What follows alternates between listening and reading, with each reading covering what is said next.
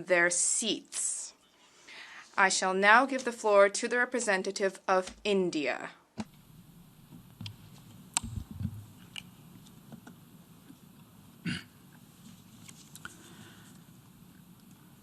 Mr. President, I am exercising India's right of reply to the diatribe that we heard this morning from the Prime Minister of Pakistan. Mr. President, this August forum witnessed today a new low on its 75th anniversary. The leader of Pakistan today called for those who incite hate and violence to be outlawed. But, as he went on, we were left wondering, was he referring to himself? This hall heard the incessant rant of someone who had nothing to show for himself, who had no achievements to speak of, and no reasonable suggestion to offer to the world. Instead, we saw lies, misinformation, warmongering, and malice spread through this assembly. The words used today at this great assembly by the leader of Pakistan demean the very essence of the United Nations. For a nation that is deeply buried in medievalism, it is understandable that the tenets of a modern civilized society, such as peace, dialogue, and diplomacy, are far-fetched. Allow me, Mr. President, to jog their minds a little about the stellar record of Pakistan. This is the country that brought genocide to South Asia 39 years back when it killed its own people. This is also the country that is shameless enough not to offer a sincere apology for the horrors it perpetrated even after so many years. This is the same country that provides pensions for dreaded and listed terrorists out of state funds. This is the same country that has the dubious distinction of hosting the largest number of terrorists proscribed by the United Nations. The leader whom we heard today is the same person who referred to the terrorist Osama bin Laden as a martyr in his parliament in July.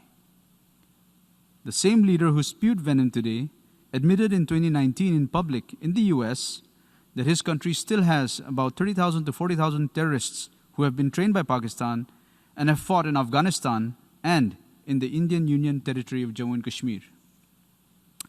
This is the country that has systematically cleansed its minorities, including Hindus, Christians, Sikhs, and others, through the abuse of its blasphemy laws and through forced religious conversions. For someone who professes to be a champion of Islam, this is also a country that has encouraged killing of fellow Muslims merely because they belong to a different sect or to a different region in Pakistan, and through sponsoring terrorist attacks against its neighbors. The only crowning glory that this country has to show to the world for the last 70 years is terrorism, ethnic cleansing, majoritarian fundamentalism, and clandestine nuclear trade. Mr. President, let me assert here loud and clear. The Union Territory of Jammu and Kashmir is an integral and inalienable part of India. The rules and legislations brought in the Union Territory of Jammu and Kashmir are strictly internal affairs of India. The only dispute left in Kashmir relates to that part of Kashmir that is still under illegal occupation of Pakistan. We call upon Pakistan to vacate all those areas that it is in illegal occupation of. What should rather be on the agenda of the United Nations is Pakistan's deep state and its unrelenting political and financial support to terrorist organizations and mercenaries which are a threat to global peace and security. The only way for Pakistan to become a normal country is to abjure its moral, financial, and material support to terrorism, turn its attention to the problems faced by its own population, including its minorities, and stop misusing UN platforms to further its nefarious agenda. Thank you, Mr. President.